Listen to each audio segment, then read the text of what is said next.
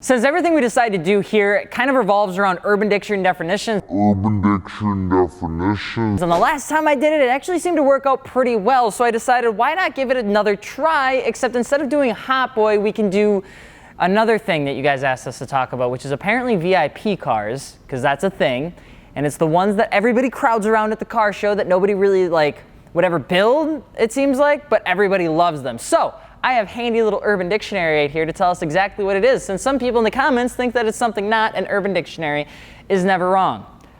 A car in which describes a pretty decently looking nice daily driver, totally modified to resemble a car a VIP would supposedly drive in. Occasionally referred to as BIPpies, modern VIP cars are normally just the racer equivalent of a luxury car. This usually includes a fugly body kit, dropping your ride to the ground using air suspension, ride is horrid in parentheses, putting huge beveled rims on it, and completely screwing up the camber so that the wheels can actually spin when driving the car. Oh yeah, and it must have at least 4 doors for a very important person to fit in the back. Essentially, a VIP car is exactly the opposite of what a VIP person would want to be seen in. Victims of being VIP'd usually include Lexuses, Toyotas, Acuras, Hondas, XBs, and minivans, and basically any other JDM import sedan they can get their hands on. Okay. Rough, Urban Dictionary.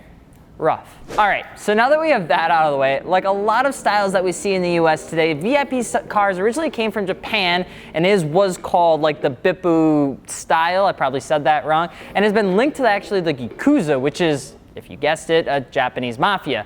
They would use JDM cars with modifications associated with like luxury and limousines to avoid the police detection and detection from other rival gangs. You'd see them in Century, Celsiors, Aristos, Crowns, Lexus, President, SEMA, Cedric, Nissan, pretty much everything. Osaka street racers and the Kanto and the Bosuzoku, essentially motorcycle and moped gangs in Japan, adopted the style in their own ways. Well, the street racers would turn to sedans because police had started cracking down on them in the 90s and began targeting sport compacts. Kanto area Bosuzoku gangs actually took the sedans and cut the coils and mufflers to make a bold and loud statement known as the Yankee style. We can't really get into the depth of it all because, well, Japan, okay? Japan is Japan, and we're not gonna ask questions about it. And it's kind of just was that. As time went by, people started to become more outspoken with their builds, which is like everything else. I mean, come on. And honestly, what seemed to be the case with most of the styles that are around these days. You started to see custom upholstery, more bodywork, and even more full repaints to make the build stand out even more. It was at the point that the VIP style caught it, that thing, it's the thing that you just, some people love it, some people hate it. It's like, are you gonna vaccinate your kids or not vaccinate your kids? And the thing is called stance. Since stance vehicles were blowing up at this point, you started to see VIP builds start to run more stancy stuff, like negative camber, more aggressive wheels. And again, VIP builds were usually mild in the beginning. They even stuck to the black, silver, white color palette. But now you started seeing them getting every color imaginable. These builds quickly became like this, how much crazy can I do to this 4-door sedan?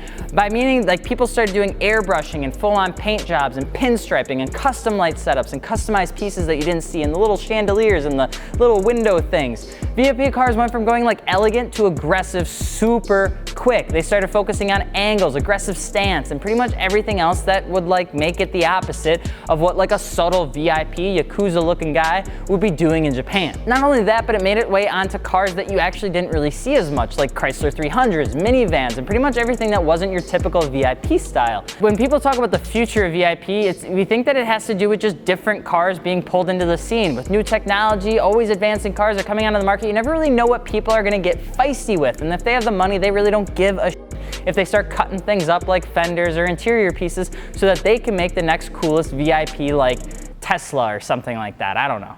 You're already starting to see the VIP mix with the stance scene, you're seeing it mixed with drifting scene, and so we could probably guess that you're gonna see more of that scene start to intermingle together. However, one could also argue that luxury cars are already have so much high-end pieces that you pretty much can't really do anything to technically VIP it more. It's just more so making it more aesthetically pleasing. One of the coolest things about VIP cars, like the OG VIP cars, is the fact that they just take these 4-door sedans and they turn them into something absolutely insane. And everybody loves looking at them because the attention to detail is oftentimes super cool to look at. Now, I don't think you really see a lot of people in the VIP scene that do things lackluster. A lot of people go balls to the wall with their setup. And in terms of what you see as a quality metric, The VIP scene obviously has some pretty bad cars. Now, whether that's up to you is completely like your opinion, and that's the joy of being in the car community, I guess, but I'm not gonna get all preachy on you because you can decide if you actually like the VIP scene or not. After all, it's not really about going around the track fast, it's more about looking cool, being comfortable, and not really giving a damn. I don't think I've ever seen anybody in the back of a VIP car though, so I don't think there's a whole lot of function to it. Maybe I'm wrong, but most of the people that build their VIP cars are building it as they're driving the car. I dig it. Lexuses are absolutely awesome. I love VIP cars. Let us know in the description if you have a VIP car or if you actually drive it for some sort of function, like you send it sideways down a car race track or something like that. But anyways, I'm Alex from Fitment Industries. Don't forget to subscribe. And if you need wheels, tires, suspension, check out fitmentindustries.com. I'm Alex from Fitment Industries, and we will see you later. Peace. I'm Corey.